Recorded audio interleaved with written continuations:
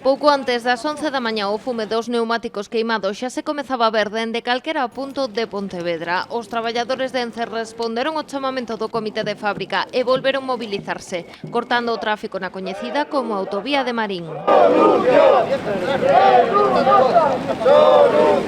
Tras o despregamento neste punto, outro grupo de traballadores fixo o mesmo na estrada Vella de Marín, cortando así as dúas principais vías de comunicación entre a capital e o concello veciño.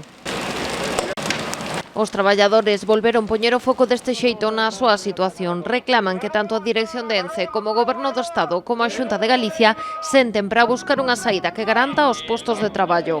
Hoxe concentrámonos para seguir sinalando os responsables da nosa situación, que, como sempre mantivemos desde o comité, son a empresa, o Goberno e a Xunta de Galicia, e son os que teñen que buscar unha solución para darlle continuidade aos nosos postos de traballo. Non pode ser que, se non podemos continuar aquí, que peche a factoría e nos quedemos sin traballo. Hai un mes que non teñen noticias de ningunha das partes e a preocupación e o enfado medran a partes iguais entre os traballadores. A xente sigue preocupada, sobre todo,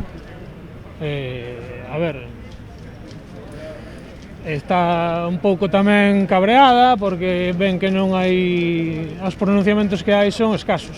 Sobre a petición do Porto de Marín de adscribir os terreos de Ence aos seus dominios, as diferentes opinións sobre a súa viabilidade fan que os traballadores non o vexan como unha opción real.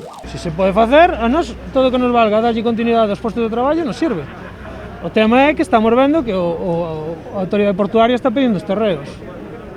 Pois bueno, os terreos, moi ben, os terreos podes querer calquera, pero o importante é que continue a actividade industrial. O corte de tráfico prolongouse durante preto de 2 horas e provocou importantes retencións na zona de Manuel del Palacio, en Pontevedra.